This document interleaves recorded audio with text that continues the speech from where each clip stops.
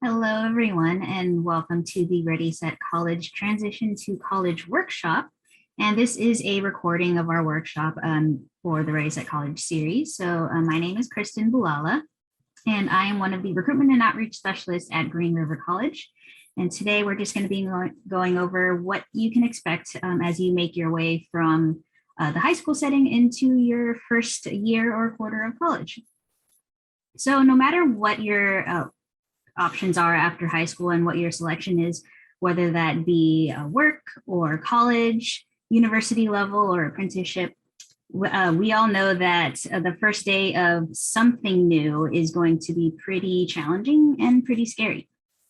As exciting as it can be to start something new, there's no doubt going to be some unknowns that go along with it.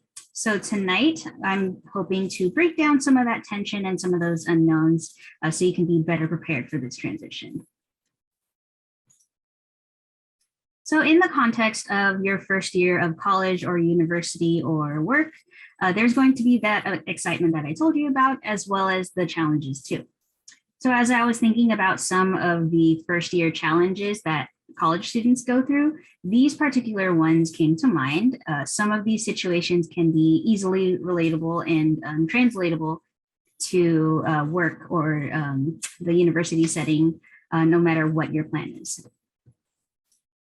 So one of the most common challenges is a lack of sleep, or just such limited time that you have no time to sleep, or you have no time to even eat, really.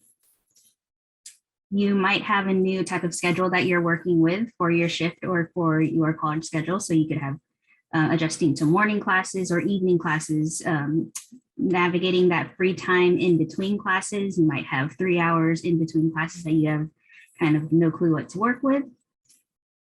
How do you reach your instructor for assistance, or how do you reach your supervisor for assistance and letting them know what kind of issues that you might be having that's getting in the way of your success?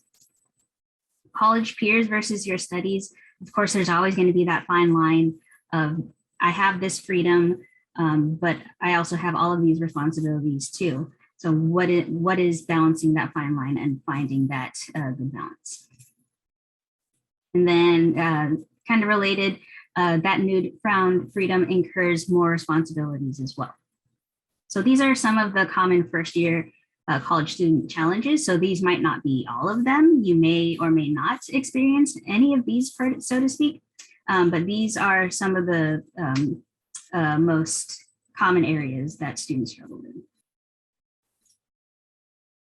So all of these challenges have in common is that they're all tied to some sort of growth or development area, like the ones on the screen. So there are kind of about 5 development areas that students will at some point between college or between high school and college kind of experience. So one of them is cognitive, moral development, social development, financial development, and academic development areas. And we'll be going over a little bit of each on this page.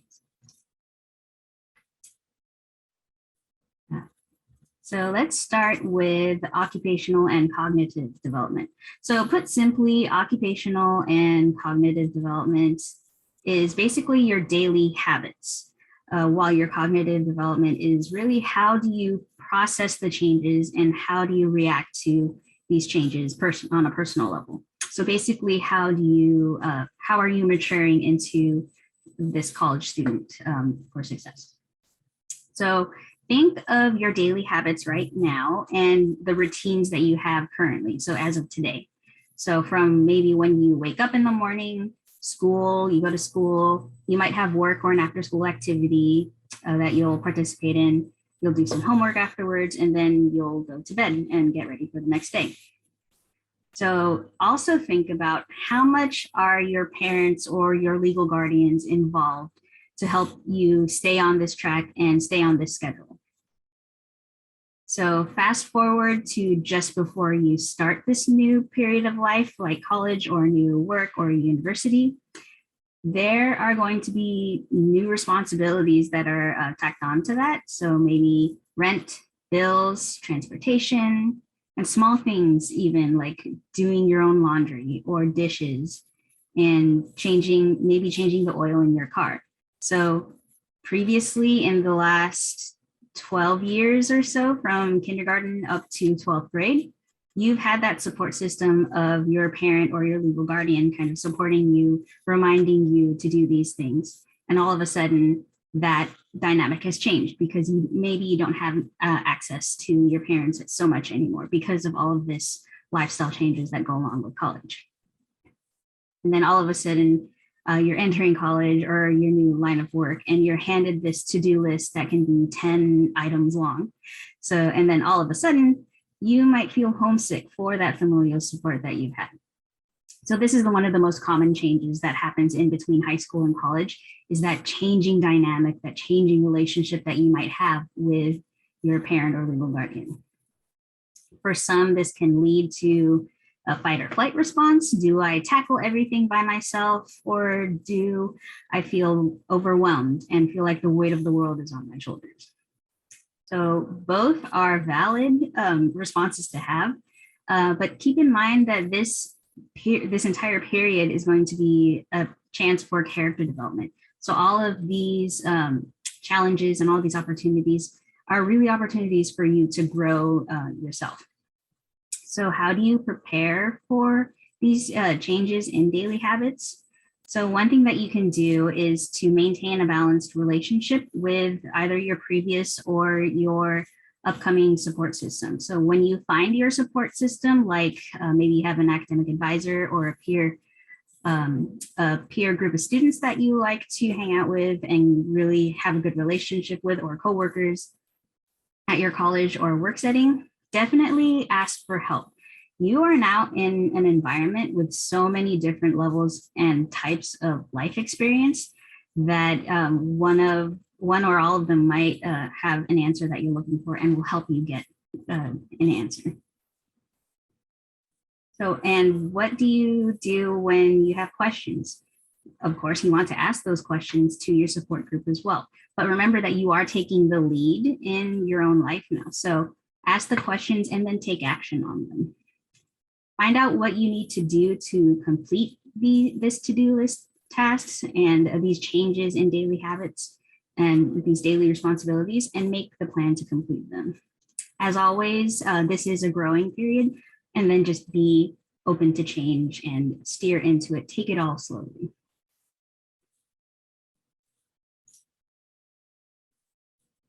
So moral development and value exploration. Many of us enter a new period of life with a set of core values. Some may be as small as keeping your room clean, being highly organized, but they can also be more specific, like putting family above your personal needs. Always following authority, like principal figures, law enforcement, or your instructor's directions and your certain beliefs. And some may even relate to your own ethics. As always, when you meet a new group of people at school or in the work setting, there will be some culture shock because your coworkers and your classmates, they come from different age ranges. They might come from different ethnicities as well. They might have different life priorities, and some of them may still want to keep their family life above their peer and social life. They'll have different professional experiences in different industries. You might also run into different political and social perspectives, both inside and out of the classroom. So what do you do when you come across a challenge or a situation where maybe your own morals or your own beliefs kind of conflict with someone else or with a particular idea? So my tip and to best prepare for all of this moral development is to be patient in this new environment, of course. Embrace the differences that you and this other group, this other classmate, whoever might have, because these differences allow for growth, allow for discussion. You want to discuss and grow your own beliefs, whether you want to take part in those beliefs or stick with your own. Listen, learn, and grow, of course. Manage your freedom appropriately. So be sure to remember your own core values and stick to the ones that you want to keep, and kind of throw away the ones that are a little, maybe you've grown out of them as well. And of course, communicate effectively, have discussions with these other groups.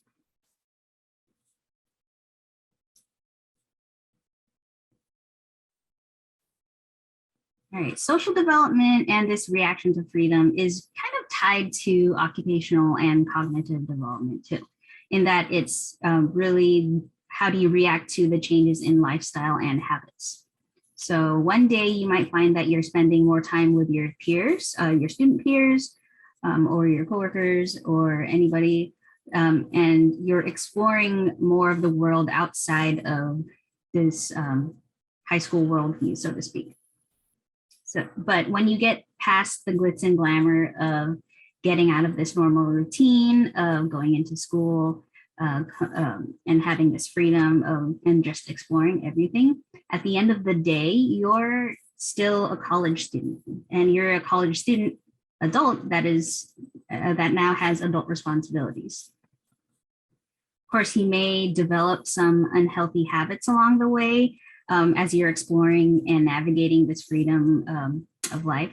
So sometimes you might have some habits like skipping classes or eating out all the time, spending money, all your money on food, which is kind of what I was guilty of when I was in college.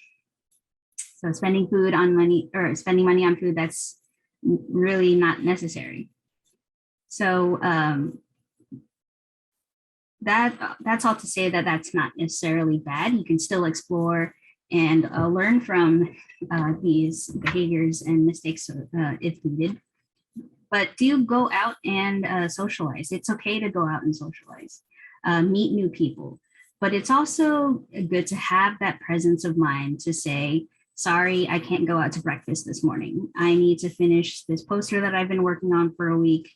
I need to rehearse my presentation, or I need to take care of this part of the house or some chores around the house. Even to say, sorry, I can't go out. I'm exhausted. I really need to just catch up on some sleep. So remember that we talked about values a little bit earlier. So know what is important to you, and remember that your end goal is in the beginning to get this higher education, get this college experience and work experience. Let that be your compass and to help keep you on this path of achieving that goal. Choose what works for you and discard what doesn't, and tie it all back to your value system.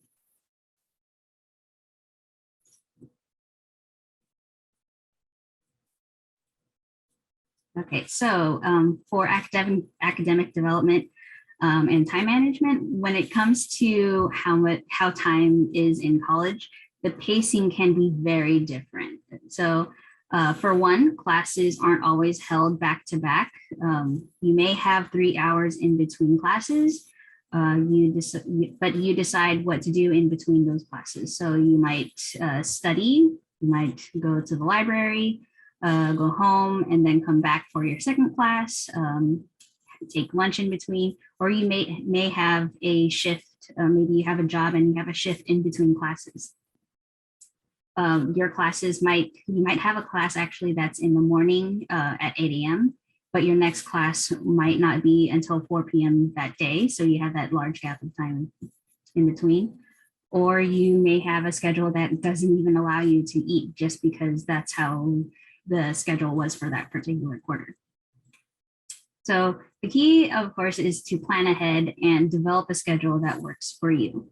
Bear in mind that one quarter or a semester or trimester is going to be different from the quarter that you're currently taking, or just another quarter, because schedules are going to be different. Class offerings will be different as well. So just be mindful that things change all the time in college. Adjust to your teachers' teaching styles. Not all teachers present their class the same way. So teachers, I've had teachers and instructors in college that is straight lecture classes. I've had instructors in college that's straight discussion or just straight hands-on lab work. So adapt to your instructor and your professor's teaching styles is probably the biggest key to being successful in the classroom too. All right, so you also want to know your study habits. If you study better in the specific during a specific time of day, you might want to just stick to that study time, and also know your organizational style. Do focus one term at a time for that organizational style too. Maybe your organization style might be different from one quarter to the next. Definitely reach out to your instructors or your student affairs team for assistance as well.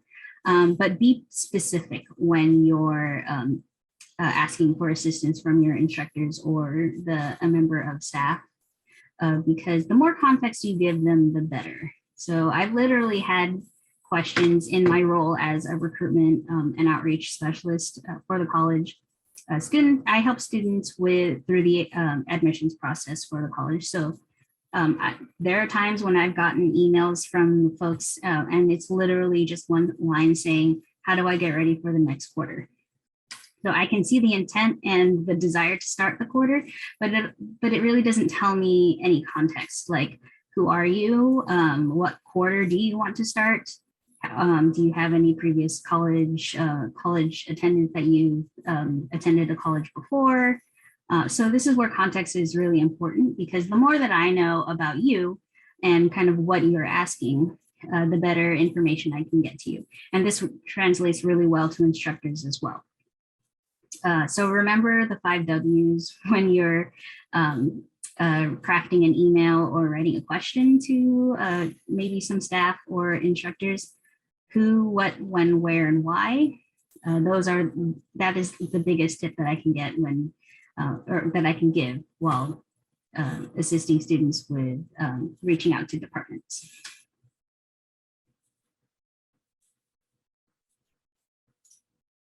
So in terms of scheduling, I mentioned knowing your organizational style. So, and that's definitely keep that in mind when you're thinking of a schedule. So you might see schedules like this for your colleges, and this helps some people and some people it doesn't. But for those that need something concrete and kind of visual that they want to look at, this is one of the tools that I like to use, is just something visual. This helps with planning ahead. So you can use College Schedule Maker from Coursical. Coursical is a schedule making website that you can input all of your class schedules into.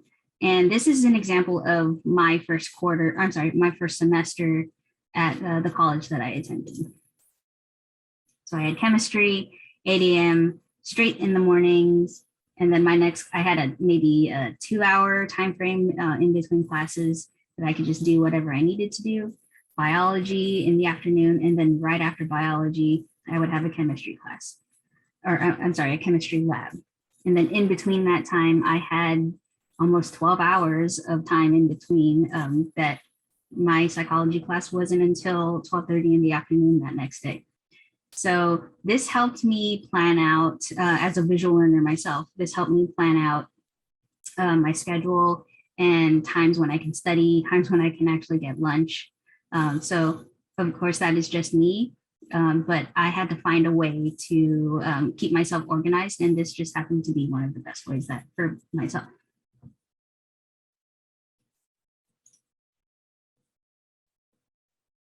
All right, so earlier today, there was a financial literacy workshop. So hopefully you may have gotten a chance to attend that financial literacy workshop because there is a lot of related information in there.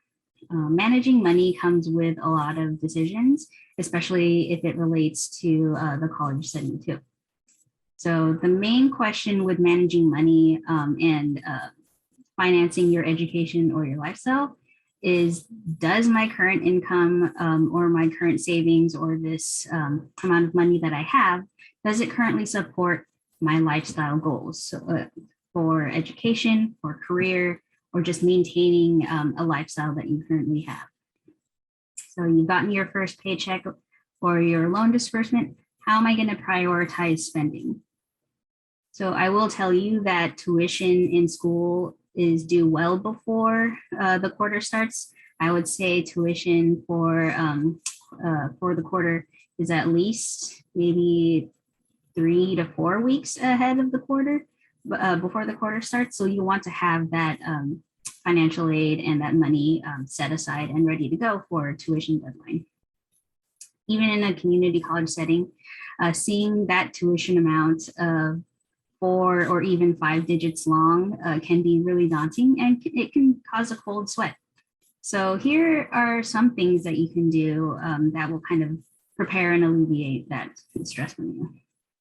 So you could apply for scholarships. There are definitely scholarships open for college students, especially at your local institution. So say you're going to Green River College and they have, we specifically have our own institutional scholarship.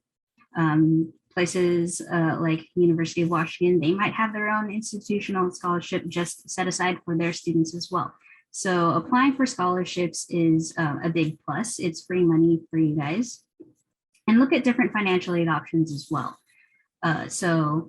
If you're looking at workforce education, that is also a really good option for students who are looking to get into the workforce. There's scholarships related to workforce careers, specifically for students in those that are training for those careers.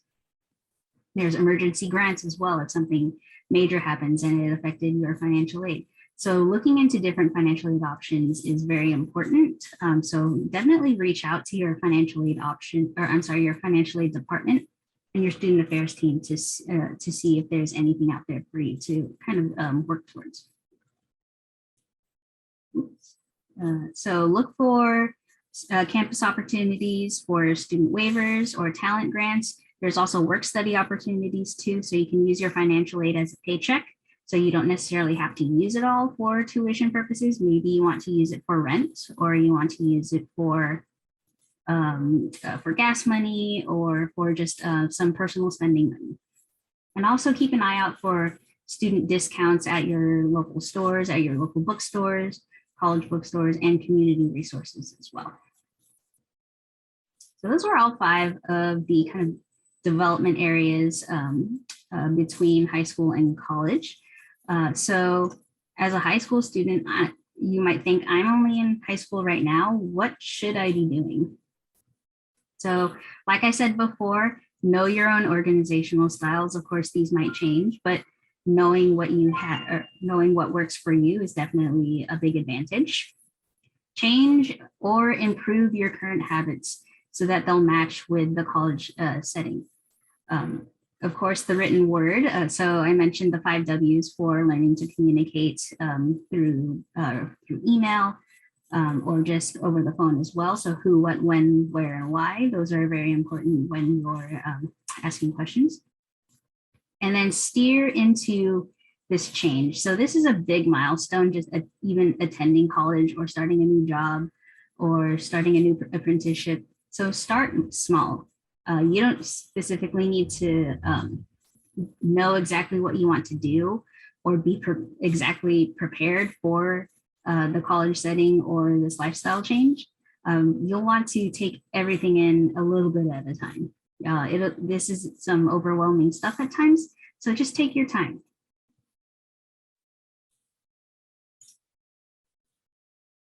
Okay, so that is my last slide. So if you have any questions, you can reach out to me at that email or phone number. And we did have a financial aid drop-in session earlier, or after this, excuse me. But this was during the actual live event. So if you had, like I said, if you do have any questions, please feel free to reach out to me. Thank you all for coming, and thank you for your interest in our Ready Set College event.